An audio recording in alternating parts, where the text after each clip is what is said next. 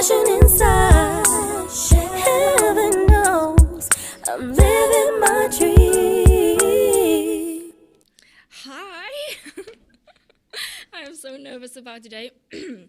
But thank you so much for joining us today. This is Talk with Joan Thursdays. And I am Evangelique Adams, covering for my beautiful mom, Joan Hendricks.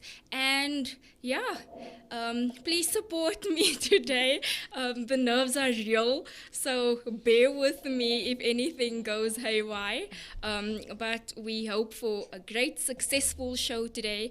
And I am actually so excited to be standing in today. I'd also just like to take this opportunity to say thank you so much for allowing me to host Talk with Joan Thursdays today. And please do subscribe and hit the notification bell and watch every day except the Saturday and Sunday. But on Saturdays and Sundays you can catch up if you missed any of the days of the week. But let's jump right into it. So today our topic is motherhood with special needs kids. And if you know me, you know how dear this topic is to my heart and how I feel we need to be there as a support structure for mothers as a whole, and even so more for mothers that have special needs kids, because the pressure is so much more. And today in studio we have our two lovely guests. So I'd like our guests to introduce themselves. If we can start with you, Chantel. Hi, I'm Chantel Hoffman, and I'm so excited to be here today. Thank you for allowing me to be here. I'm a proud mom of a Down syndrome daughter, which is trisomy 21. Normal people are born with 20 chromosomes. Down syndromes are born with 21. I'm very, very excited to be here. I'm very passionate about speaking, raising my daughter, and I'm very excited that you gave me this opportunity to share a bit of my journey. Thanks. And you, Nicole? Okay, so the nerves are real. My name is Nicole, and I'm the mother to my daughter Zara, who has bilateral hearing loss. So she's got 2 cochlear implants, and I'm so excited to be here. If anybody knows me, they know I love bragging about her all the time. Every small achievement is a great journey. So, yeah. Good. So we're just going to jump straight into it and speak about your experiences as a mother. So today's show is aimed at the mother side of having a special needs kid. There's the father, there's the mother supporting the kid, there's the doctor, there's the auntie, there's the cousin, there's the brother, there's the sister. But who is the support structure for the mommies that carries most of the weight? I always make a joke. It's so weird that if you forget with, like, for example, my daughter, if you don't know, I'm also a mother of a special needs kid, to Scarlett Adams. She is also a cochlea baby, and she also has 2 cochlear implants, and her operation was done simultaneously. So it was quite hectic. She had to learn to walk from over, to eat, to sit, all those kind of things. So besides all of that, as the years go on, the work doesn't end, and that is what we're getting into today. So, as the support structure of a mommy, I'm first going to ask a few questions about the situation that you're in, and then, are you ready? Okay, so I wanted to know, how do you make time for your other kids? I know with you, you have an older son. Yes. So if you can just share, obviously your daughter has Down syndrome and so much attention. First of all, if you can answer, what kind of attention does she need on a day-to-day basis? And from that, how do you pay attention? How do you make time for your older son? Okay, so I'm lucky for me. God has been very good to me. So He's given me my son first, which is 13 years old. Quite a mature young man. Quite glued up on his sister's condition. And then I had my daughter afterwards, which is now Down syndrome. So she came at the stage where he was already mature enough and grown enough to understand, so we could explain to him what her condition is. On a daily basis, I think with the Down syndrome, you have to be very attention to detail. You need to see the changes. You need to be able to notice when things change in behavior, when things change in even reaching milestones, because we make it a point to celebrate milestones. So on an everyday basis, it's basically just to make sure that if she's not at school, we keep her basically her physiotherapy. We keep it going. We keep her active. We keep her mind stimulated. How I make time for my son? We very close. My son and I are very close. My daughter's actually quite close to her dad. My son and I are very close, and I make it a point to include him in all of the things that we have to do for my daughter. So he's very protective already. Already started talking about no boyfriends, no moving out of the house. So that's quite cool. And yes, so like I said, because I've been doing it, my daughter's now going to be 10 years old. Because we've been doing it for a while now, it's quite easy to manage giving attention to him, finding out how his teenage years are going, how he's doing at school, and incorporating that with being there for her as well. Okay. And Nicole, you just told me now you do have another kid, which I actually didn't know, and it's a baby. So how do you deal freshly with that? baked A baby. freshly baked baby. How do you deal with that? And also having a new baby, and I know the pressures of a cochlear kid. How are you balancing that? So it's quite challenging. Finding out I was pregnant alone was like a wow shocker, because when you have this child, we just thought, okay, all our focus is on her. She needs that full attention, so everything will be about her. So when this new baby came along, it was quite a challenge. I mean, firstly being pregnant and having to do all these daily things. I mean, therapy, you talk continuously to this child. Every single word that they repeat is an excitement. We jumping around all the time. So that's quite tricky. I'm very fortunate to have an amazing nanny who also stimulates her daily. So that has been quite well. Fortunately, again, the new baby is very good. So she just chills and we get to balance it evenly. Zara can be quite tricky at times. I mean, you need to explain things slowly. I mean, get her to understand things first. So there are times where we've got both kids crying at the same time. We don't know if we're coming or going. Yeah. But yeah, we get through it. Yeah, it's really tough. My two are also 18 months apart, so I literally feel like I have twins at home. And I must be honest, had I known about Scarlett's situation before falling pregnant, I don't know. So you're extremely brave. I don't know if I would have done it again. But by the time I found out that Scarlett lost her hearing, I was already 8 months pregnant. So it was like, what now? And obviously the depression after that, it is something that you stress about constantly. Is the next one going to be okay? Is something going to be wrong with number 2 or number 3 or however much kids you have? So that's also one thing that I found that mothers really struggle with when they have a special needs kid. They're scared to get another because of the pressure and all of those things. So I wanted to ask, Chantel, if you can also answer first. I wanted to ask, is there ever, I'm not too sure about Down syndrome, if how it scores during pregnancy and all of that. I know I did a test, but I don't really know if what is it that causes it while being pregnant. Is there any day that you ever blame yourself throughout your pregnancy and feel that you could have done something different to prevent it?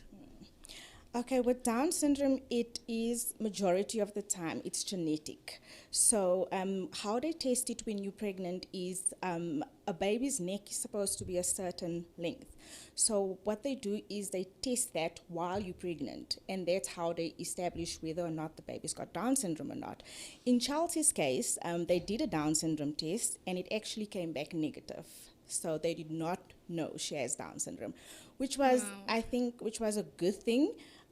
because I think the fear that medical practitioners puts in you when you have a child with special needs, or when you're expecting a child with special needs, it's just so, it's Yeah, I can imagine the traumatizing. rest of the pregnancy. Yes. how it would So be. I think it was a blessing that we just didn't know. They did pick up that there's something wrong, but they couldn't pick up what it was.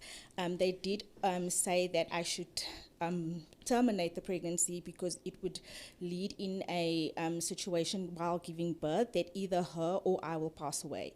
And but I serve a loving God, and I said I'm not about to take a life, so He will decide if that is what He needs to do. So after giving birth, finding out she's got Down syndrome, I don't think there was ever a time when I blamed myself. I guess also because I've done so much research on it, and also knew that it's mostly a genetic condition, and also because it was a blessing. As much as there are difficulties in having a child with Down syndrome, the blessing is overwhelming.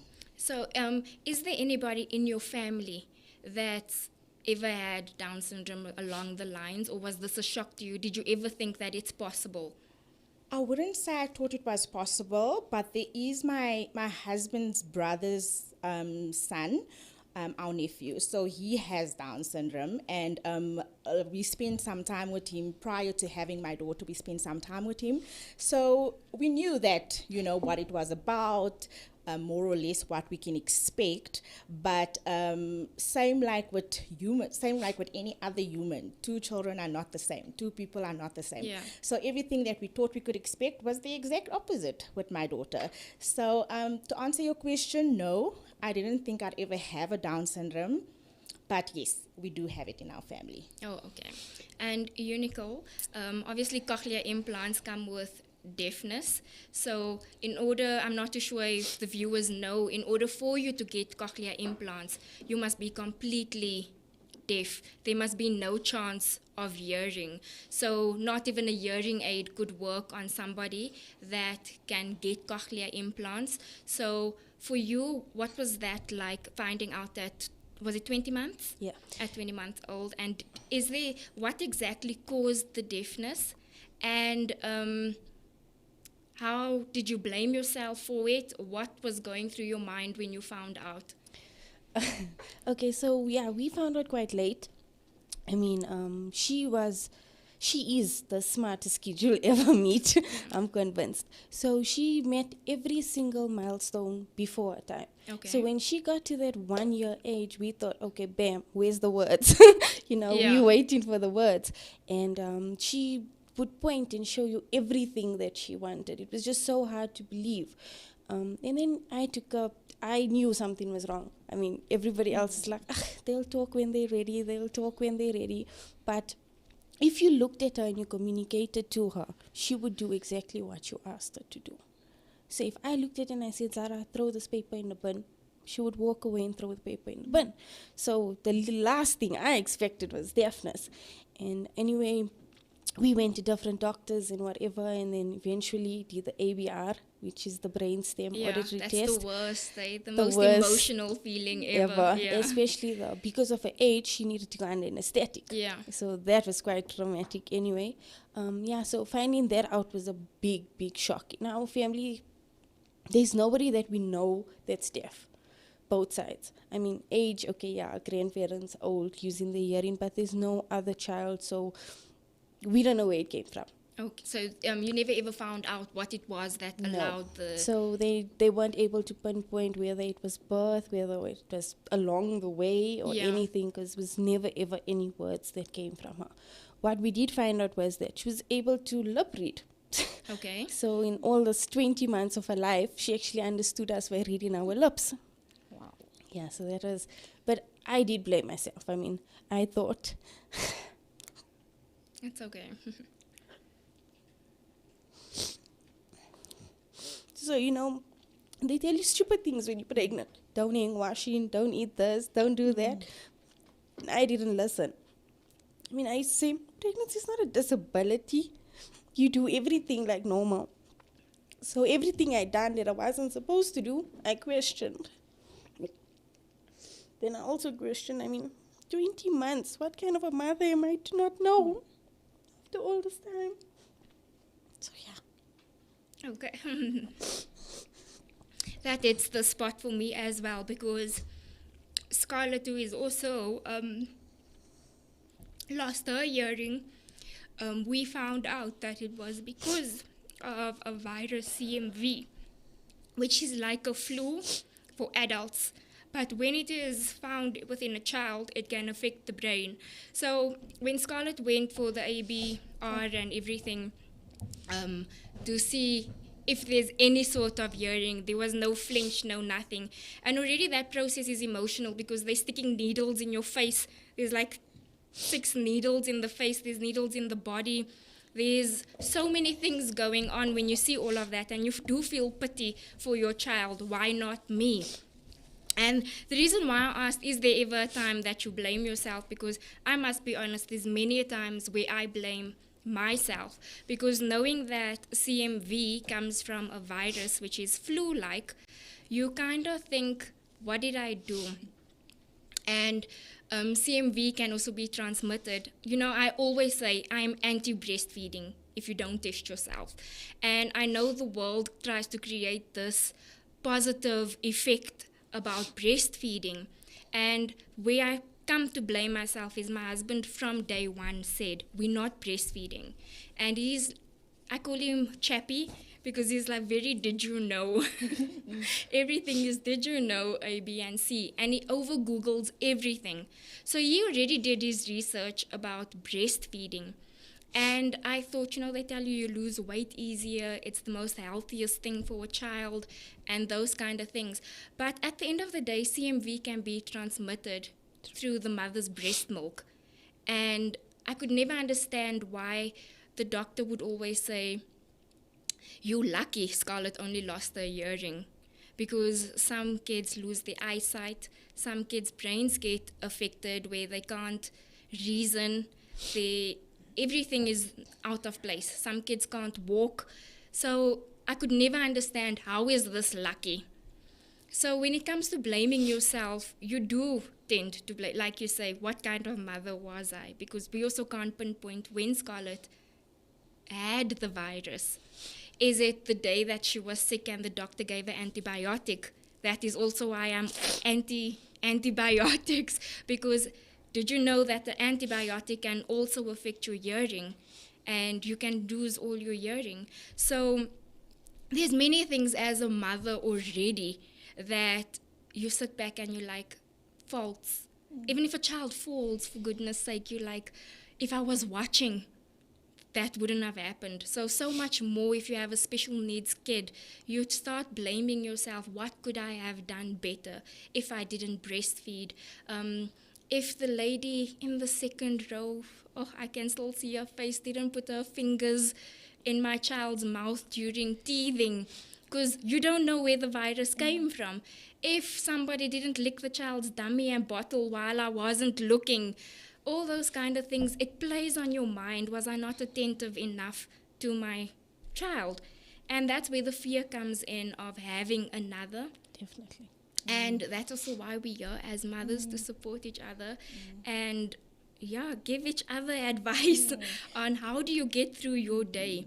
So do you want to say anything? If I can just add to that, I think in a Down syndrome situation, like in my situation, I think it's like the opposite. You sort of blame yourself for what you could have done, and what a Down syndrome condition, I think the fear is more, what can I do, and how she ends up or what adult she becomes is entirely up to me. Because with Down syndrome, it's early intervention that counts. It's the early intervention with therapy, it's the early intervention with physiotherapy, giving them confidence to be able to fit into society. And I think with me, that is where I am at now, but for the future, sort of like. Okay, based on that, this is the next question. With you say fitting in with society, myself and my mom always speak, when we're out in public and kids see Scarlett with these cochleas, it's weird that black, meaning Indian colored, black, when black kids ask, what's that? black moms and dads, don't ask that kind of questions. Don't, just leave it, run away, brushed under run the- away, run away. They form that, like there was one day Scarlett came to me and started crying and saying, I'm not a monster, mommy. And those kind of things hit you. But the white kids, if they ask, what is that? The way the mother sits and explains, and she says, that's a cochlea, my baby. It works because it's like a hearing aid, it's ABC. And I actually caught one of my sayings from a white mom that was explaining to a kid. And she was like, Daddy wears glasses. Daddy uses his glasses to see better. This is cochleas so that she can hear better. And those kind of things is what we want other moms to be able to do for our kids' sake. And to the next question, what do you do to make your child feel like she's part of society and not looked at funny? Or if someone does stare, how do you react with it as a mom? Well, with having a child with the special needs, the staring it's inevitable. So people will always look, and I think I've made it a point from the time Chelsea was born. I made it a point that we will not raise her under any circumstances to think she's different in any way. Yeah. So the very same way we raised my son, discipline, this is wrong, that is right, is the very same way we raise her. So, and also we don't expose ourselves. The minute we feel that the people that we're exposing ourselves to is treating her different in any way, we address it to them, and we obviously raise awareness as much as we can about what the condition is about. The fact that it's only a mental condition, it can be stimulated. You don't need to necessarily be a certain way or speak a certain way to the child. You just have to be as normal as possible, as normal as they call it. So with Chelsea, we obviously only expose her as much as possible to people that understands her condition, that treats her normally. But also what we're trying to implement in her is, like, we explain to her all of the time what her condition is, so that she knows she has Down syndrome, she knows what it's about. And so that if she comes across one day a situation where people ask her or mock her, or I think it's important to come from a home where she's raised confidently and know. I always joke, and I always say to my husband that, Chelsea has Down syndrome, but she's extremely smart. So I always say she'll come home one day and be like, you know what? I don't know what are you guys on about this Down syndrome thing. I mean, I know some people that looks like they have it or sounds like they have it, but I'm not too sure if I was diagnosed properly, because we're trying to raise her confident in knowing, yes, I might struggle to reach a certain stage. I might struggle to reach. Might take a bit longer. It might take a bit longer, but I'm going to get there, man. I'm going to get there. That's good. And you, Nicole, how do you deal with the outside world? And how do you make Zara feel like she's a part of the world? She makes herself feel like she's a part of the world. She takes control of every situation. I think at her age right now, she's still a bit small for us to explain to her that, you know what, you are different because nobody else has this in their ears, or these are there for A, B, and C. But she knows when she wakes up in the morning, she needs, mommy, put ear, put ear, put ear. That's what we hear. So we even tease her with that words now. And how old is she now? She's 3. She's 3. Yeah. And at what age did she get her implants? So she got the first one just after 2, and Okay. then 6 months later, in lockdown, being pregnant and everything, we had to do the second one. Okay, so So it's really soon. it's really Settled on the recent. soon. Yeah, so it's been really recent. I mean, she jokes a lot, like in the morning I'll be like, okay, you need to put on your ears now. And she says, okay, but her sister, the small one, where's Yaya's ears? You know? And I get you. I mean, when you go outside, everybody looks and stares. And one day a lady asked me, why are you doing that to her? And I said, what am I doing to her? Why are you forcing her to put their things on her head? And I was like, she needs to wear them. We've gotten that quite a few times where people say, why are you putting her through the trauma? Why don't you just teach her a sign? And it's like, you want your child to be as normal as possible. Definitely. And there's nothing wrong. Special needs kids, we are all normal. It's just it takes a bit more Time, to patience. Exactly. So It is something No, to it say. is. And I definitely get the thing where you say about black. You do find that, I mean, those people, they would just avoid you, like, like it's a touchy topic. Let's Yeah, not even, let's not go there at all. But I do find, like, once a lady came up to me and said, could you explain to me what is that about? Yeah. And I found that much more comforting Those are that the you were, best. that you You are were willing asking. to actually find out more information. Why does this child have this on her head? Yes. And it doesn't make them different, not at all. I mean, obviously there's a communication gap. So now at her age, I mean, it's a lot of times where children want to play with her and she wants to play with them, but we just struggle to understand each Yeah. other. But so that's the point where we at the Yeah. moment. I get hurt very often, so I'm like, just play alone. Yeah. I'm like that in the I'll be your beginning. best friend. In the beginning, I'm not gonna lie, my personality was very, if I see something, I pick up my stuff, but like my anger cannot be hidden. I pick up and I pack the bags and we're going home now. We're Definitely. going home now I'm because exactly the same. I understand her tantrum is coming from the kids don't understand what she's saying. But at the same time, you don't want your child to cry because no one gets what she's saying. So let's go home in our own comfort zone and let's just speak with mommy and daddy and get on with life, kind of a thing. And I actually spoke to my speech therapist this week about the exact thing. And she was saying, it's up to you as a mother what you want for your child in the future. She was like, I see Scarlett is extremely bright. She's a people's person. She's all these A, B, and C's. Don't be the one to keep her back from being her full potential. Because she is somebody that loves people. But if I keep drawing her away from people because of the frustration or the anger or whatever it is, she's not going to get to the point of, I'm accepted at myself, I can laugh when I want to laugh, I can cry when I want to cry. So there's those kind of things that kind of remind you, my child is her own person with her own personality. Let my personality not get in the way of that. So in studio, we also have the producer, Lee, here with us, and she is my daughter Scarlett's godmother, and she's been there since day one. And I asked her to come on as an outsider. We're speaking about the outside influence now, and just ask her, I told you more or less the lines that I want to go in, so you can just jump in from any point now as an outsider. How do you see it? The importance of how you support the family, specifically maybe the mother. Yeah.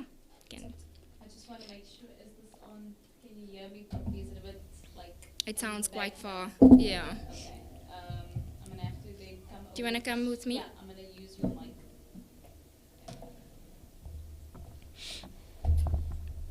Okay. I'll stand for this one. So, yes, my name's Leandra. For those of you who do not know me, I am Scarlett's godmother.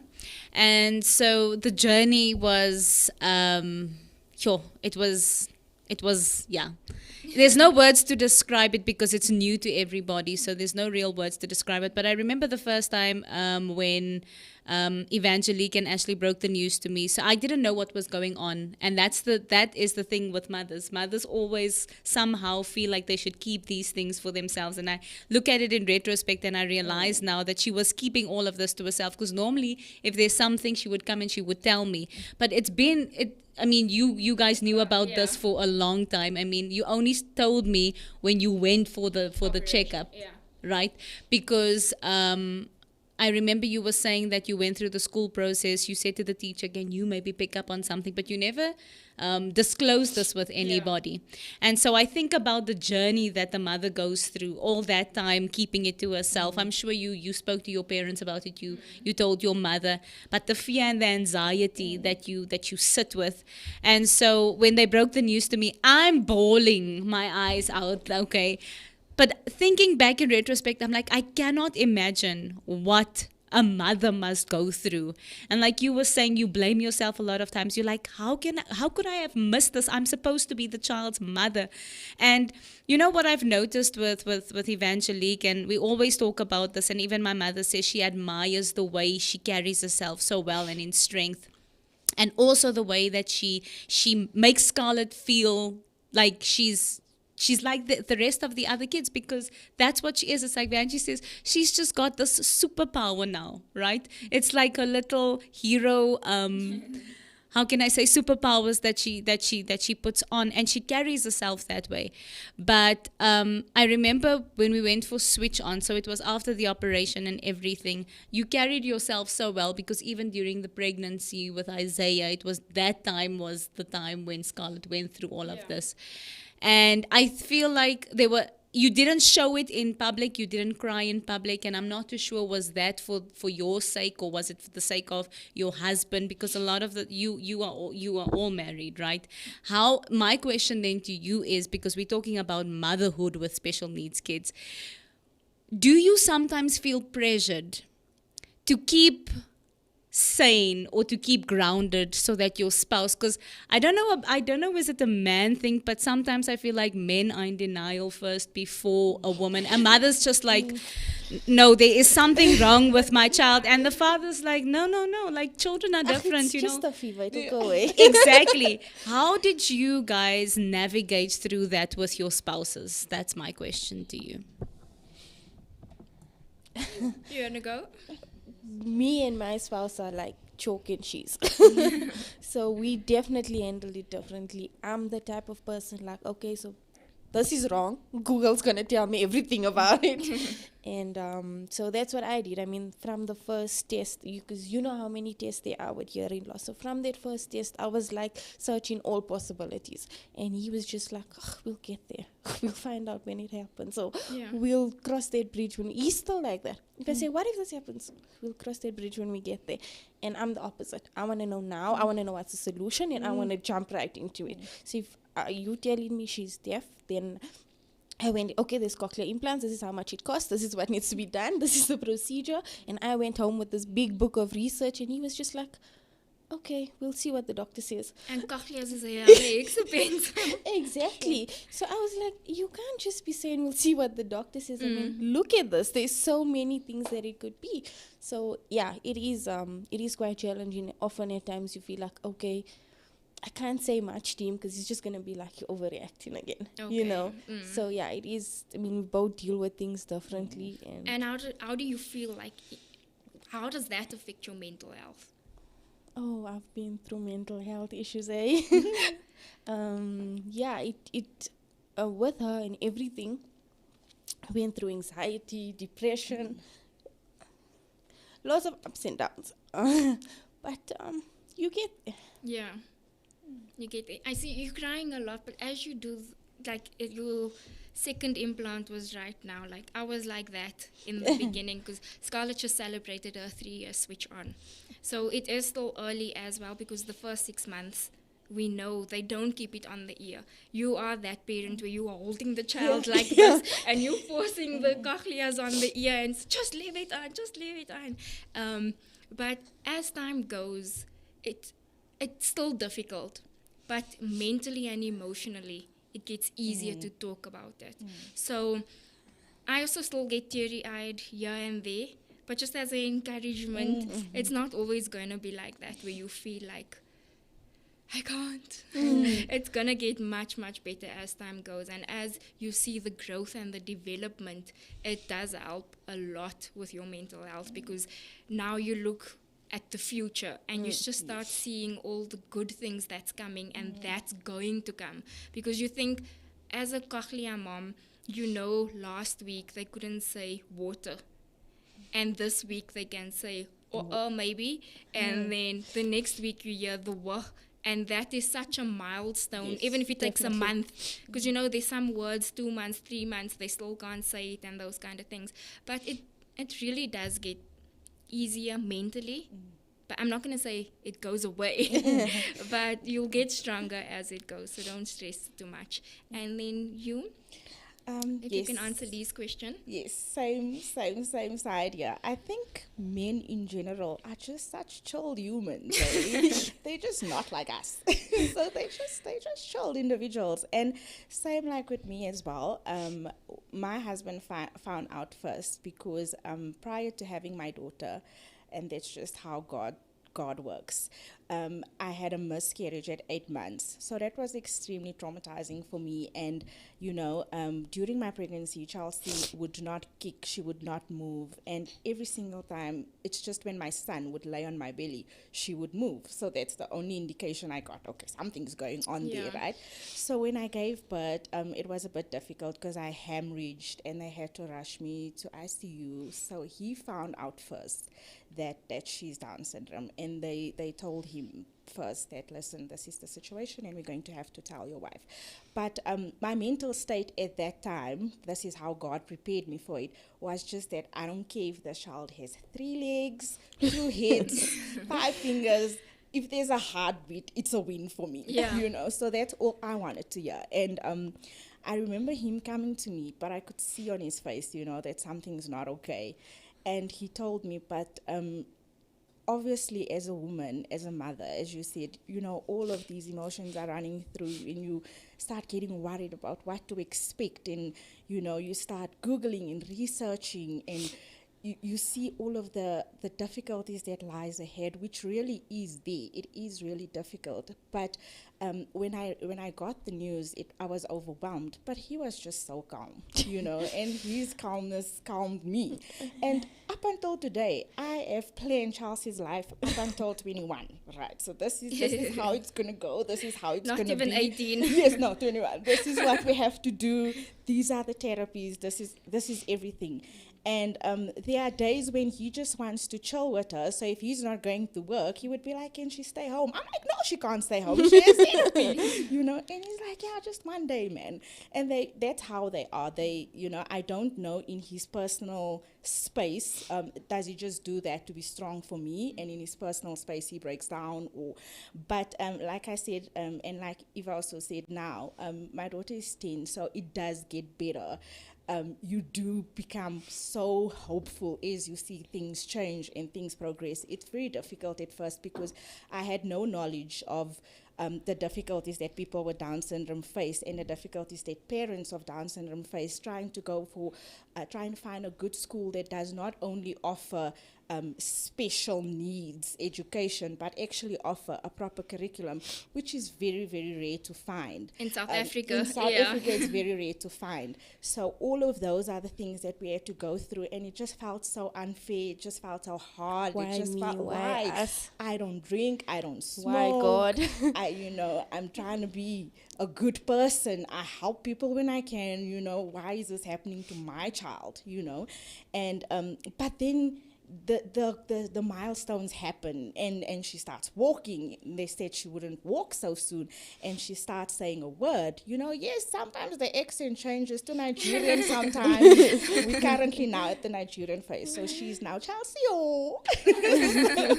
It changes, but that's when you become hopeful, and that's when you see, man, there is hope and the future's looking okay. That's good. I have another question. Okay. You have another question? Yeah, so speaking from my experience, I know that with Evangelique, because she knew me before I knew her, basically, because she's like a year older than me. So that's what I mean by that we've basically grown up with each other. So she's always been this creative person. Like, she would make something out of nothing, right? She had several companies already. She studies everything. Like, she was a free spirit. When I talk about hippie vibes, I'm thinking this girl's going to be losing all her shoes. She's going to be eating out of cans. That's like how free she was, right? She moved to Durban. She like that was it. And then I have seen the change happen within her so drastically, where I don't know, I can't say that she lost herself because I'm not her, but from an outside perspective, it looks as if everything's bleak. And she said to you, right, the mental health takes a toll. So And now I see yourself building up again. And I don't know, is it the same like with you? I know that you are still in the early stages thereof. And I want to know from you guys, also from you, have you ever felt that, do you feel like there's a time when you just lose yourself? Because I know that it's a lot of hard work. I mean, you must be a mom, you must be a wife, you must clean the house, you know what I'm saying? You must still try to pursue your career if that's what you want to do. All these things in one, and you take that burden upon yourself. How do you like shake yourself out of that? How did you get back to that place of, did it take like days of like speaking to yourself in the mirror, like screaming into a pillow? How do you overcome that and get back? Do you think that you are rebuilding yourself as a person, not just as a mother or as a wife, but as a person, as Evangelique, as Nicole, as Chantel? That is what I want to know, because a lot of the times we focus on the family, but we're talking motherhood today. We're talking about you. So how do you navigate that? Should I go first? Okay. So like Lee says, I was that free spirit. I literally wore tank tops and big, those balloon pants. That was my everyday kit and the Jesus slippers. Oh. That was me, and I was someone that always had color hair. And literally, honestly, when this happened, I went black hair and jeans, a t-shirt, and tackies. I literally gave every high heel away. Not even I only started wearing makeup later on in life. But those kind of things, it does affect you, because there's kind of some things you have to give up already as a mother. I look at other mothers and they say, no, it's fine, you're a mother. It's not fine. But having a special needs child, it's more effort, it's more time, it's more sit down and explain, it's more, you get frustrated even in those moments, and you think like there's not even time to do my nails, or you know what I'm trying to say, when you were somebody that your nails was always on point, your hair was always on point, so you lose yourself, and it becomes a habit that even when the child develops more and now you have time, you don't see it as important, because your mind goes to, I can sleep in this hour before I need to do something again as a mother. And like Lee says, it's only now that I'm slowly starting to get back to me. Like, people that don't know me is like shocked that you changed your hair color, you cut your hair. But if you know me from before kids, you would know that I had spikes. My spikes were purple. One day they were green. One day my hair was blue. It's just like I went with whatever I'm feeling for the day. And that was who I was. And I am slowly getting back to where I am, because I know the importance for me. I always say happy mom, happy family. Yes. So if I am not in a good space, that frustration goes on to my kids, and then it's not a nice space for my husband. And Lee asked just now the question about how did it affect marriage, if I can put it that way. You were saying, how is it between you and your partner? In the beginning, when finding out, obviously as a mother there's something wrong. And the husband is like, no, my uncle only started speaking when he was 3. So there's those kind of things where something is wrong. Don't tell me about your uncle and your auntie and your great-grand uncle. You know what I'm saying? So as a mother, there's certain things, and I think that pressure is on your shoulders, that you forget that you're human, that you're person, that you're meant also to be appreciated and loved and all those kind of things, because you're the one that's doing all that things. And even times when you do have a bad day, you think to yourself, I can't show I'm having a bad day. And God forbid your partner notices your bad day. You don't know how to come back from it, because you must not just smile again so that everything is okay again, because the pressure on you as well to make the house happy, kind of a thing. I always say I never want my husband to be the kind of man that doesn't want to come home. But at the same time, all of this is on your shoulders. You actually just want your husband to be the person that you can just share. This is what's going on in my life. And So, yeah, I think we're getting to that understanding now. When I say this is how I'm feeling, I send a WhatsApp saying I'm not having a good day today. Scarlett A, B, and C today, and Isaiah A, B, and C today. So this is how I'm feeling. We sort it out before he comes home. And then that gives me the ability to bring myself back towards myself. And then I start being the old me again, because there was just that moment of, if I can put it that way. And I think that's the way we lose ourselves, because we don't allow ourselves to go through the emotional roller coaster, that the emotion starts showing through our outfits, through our hairdo, through the makeup, and all those kind of things. Yeah. One of you want to jump in? Sure.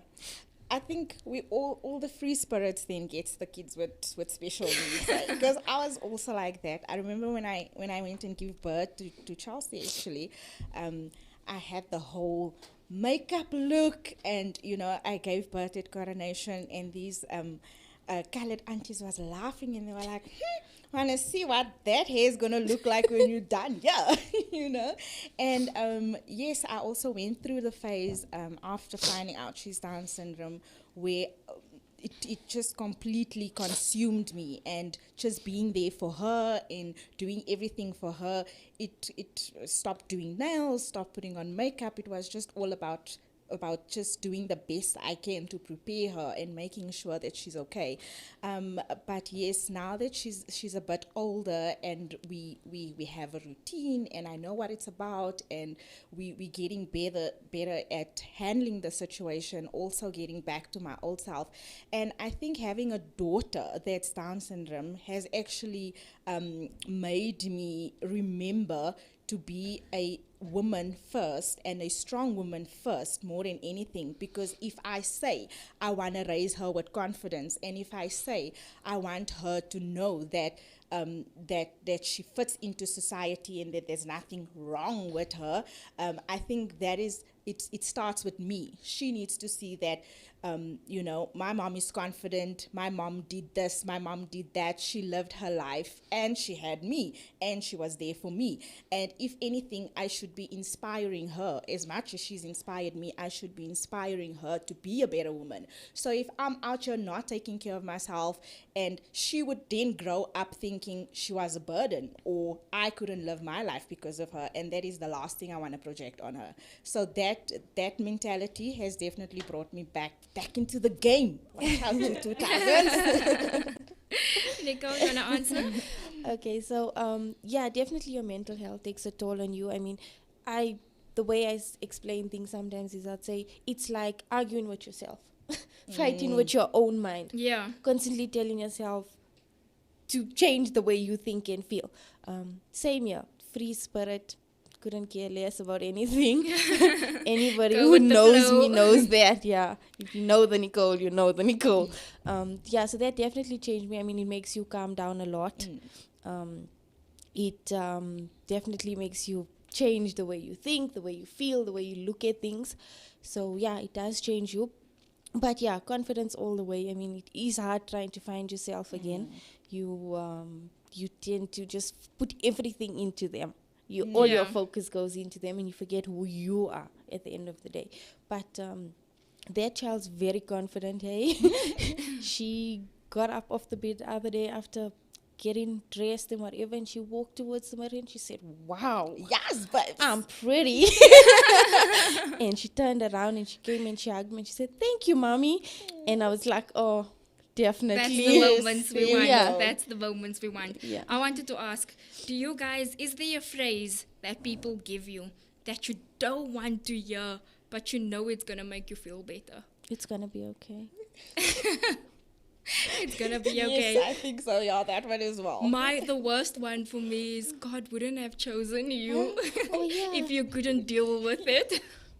I always answer and say, God didn't know what he was doing.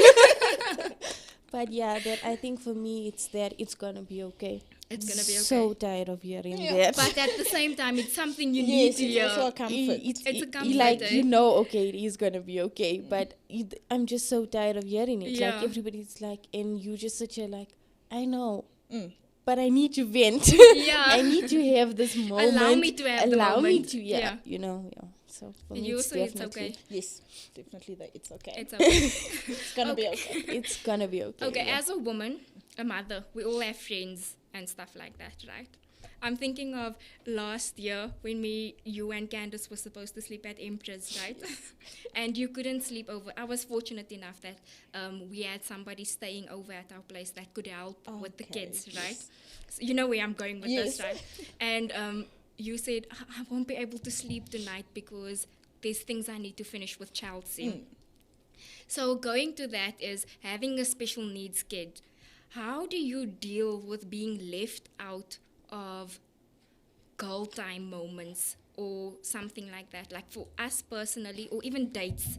For us personally, with me and Ashley, if my mother and my father have plans, like for example, they're away on holiday now, and Ashley's mom is at work, and Lee is at work, we can't do anything because it's a special needs child. You can't leave your child with your cousin, with or anybody, somebody that hasn't been to therapy with you to know how to communicate or all those kind of things. People think, oh, you're a strong mother, you're always with your child. We're always with our kids because there's certain things you have to do that if you don't know my child, you can't do it. So with that as an example, how do you deal with having to give up on moments of friend time? Like all the girls are going today, but your husband is busy, there's no one to watch Chelsea. How do you get through that? And how do you tell yourself, it's okay if I lose people around me? But knowing that that's the only time we get to let loose. With that being said, you really annoyed me with all the updates on Instagram that night with your nightcaps and your Sorry. cows. I'm just joking. But yes, that does happen with the child with special needs. You have limited people with who you can, because not everybody understands. And the last thing you want is to put your child in a situation where somebody just doesn't understand what she needs and when she needs it. So it does get difficult at times because after all, you are still human. You are still a woman that wants to do this and do that. But the one quality that is my absolute favorite with Chelsea is that she has a niche for just knowing when to be her loving self. And it just always happens that if I have to give up that specific night, she would just be this loving person, and she would hug me and she would just be at her best, It's like she knows. It's just like she knows. And I would be lying if I say that it's hard to give it up. It's really not. When I look at her, I would stay indoors 24/7 if that is what it takes. She makes it worth it. But yes, it's an adjustment, and it does happen often where that is a choice. Where you have to give up where you have to give up a moment of freedom or yes. just a catch up or something. Yes. And do you go through that? Not a lot, but it came to a point where if my child can't come, I'm not going. Type of a thing. But you do need that time alone, and it is true where you've got only 2 people who you can leave this child with, and then even then you basically looking at your phone the whole time. Did she eat? Did she sleep? Is she okay? This and that, and then it's also a struggle because you wonder now, they can't understand her. She's saying water and they giving her tissue, type of a thing. So I know that one. so yeah, it is hard. So now would go where there hasn't been much time to do that, to just let loose or whatever. But I don't know if you see this where people say I should be sleeping early, but that 2 hours extra is the only me time I get. So I'm gonna sit on Facebook for 2 hours and have my me time and wake up tired. It's fine. Wake up tired. Okay, and then there's a question on YouTube asking, how do you judge between the children in order not to neglect the other child or children? How do you juggle between the children in order not to neglect other child or children. Okay. I think that is sorry, Babs. I think that is that leads back to the first question. Yeah, you asked. answered Yes. that one, eh? Yes. So like also for me, I have your son is older. Yes, thank So you. and your Daughter is younger. daughter is younger and not at the point yet. So I can maybe elaborate on that, having Isaiah. The day of Scarlet's switch on, I gave birth the next day. So I literally feel like I have twins because Scarlett's hearing age is the exact date of Isaiah's birthday. So when it comes to how I am with Isaiah, because he's also at the same age of learning, we try our best to do it together. It's extremely difficult because he's somebody that he's so strong-minded in just being in his own little bubble that it is difficult, but we have to make it work because at the end of the day, she only wants to do something when Isaiah is involved. So starting now with therapy as well, we're trying to take him with because she plays along longer when he's with, because she's like a little mommy to Isaiah. I want to be the one. But how we explain to Isaiah what's that, because there is times he asked in the beginning, what's that? On Scarlet's ears. And you know the cochleas, it flashes because they're kids. So as a parent, you need to know when it's flat. That's one thing most people don't get. I'm like, I need to charge the child's cochleas. It's like a cell phone. You literally charge it every night. And that's one thing, I don't know if it's with you. If you forget to charge that cochleas, the fact that your child doesn't have hearing the next day or for a few hours while charging, it falls on you as a mother. And that also brings that uselessness. Yes. If for a lack of a better term, you start feeling useless. How could I forget to not put the plug on, kind of a thing. And then you get it from outside also. How couldn't you charge the child's cochleas? Those kind of things. It's also something that affects us as mothers, because it's not just you switch it on your ears and it's done. It's charging cochleas. When you bath, you need to put on the aqua kit. After the aqua kit, you need to dry it in the little machine. There's the mic. You need to change the mic every 3 months. You need to clean the mic every day. There's so many things that go with it. It's not only the development of the child. It's also those little things have constant maintenance. And there's no maintenance plan. You are the maintenance plan. Yeah, if a battery dies, how much is it? It's almost 4,000 rand for a battery. Falls and you're like, oh. If it breaks, those kind of things. But like with Isaiah, with us, when you get your cochlear implant, you get a little teddy bear, and the teddy bear has cochleas. So what Ashley used to do is he used to put those fake cochleas on his ear, and he used to stick it on his head. And then at one point, we started doing it to Isaiah, so that Scarlett feels the connection, and Isaiah thinks I'm also wearing cochleas now, until he understood it. And then it came to the point where we didn't have to explain anymore, because then she says, it's my cochlea, where's my cochlea? And those kind of things. So just try to involve your other kids in everything you do, so they don't feel like we're only doing you. And also when you do for the other child, make sure that the special needs child is also involved, so that your normal kid doesn't feel like I always have to be a support structure, but when it's my turn, it's just me and no one else is supporting. So that would be the biggest thing I would say. Absolutely. As kids. Chantel, is there anything you'd like to say to any mommies going through that?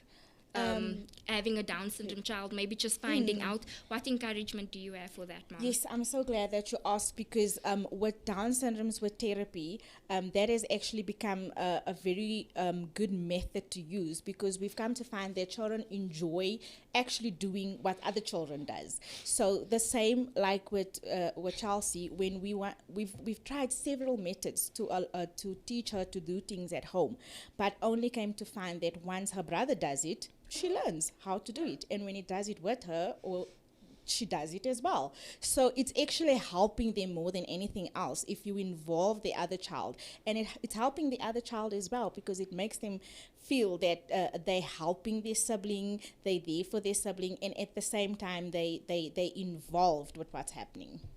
Okay, and to a mother that maybe just found out she gave birth to a kid that's Down syndrome, or maybe she's still in the point where she's struggling. Like you say, child is 10 already. Yes. What if there's a mother that their child is just 3 and they're still having a difficult time? What encouragement do you have for them?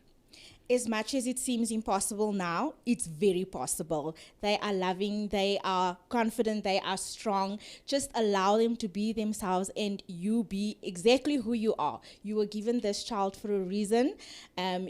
God chose you to be this child's parent, and there's a reason for that. And everything, as much as we hate it, really is going to be okay.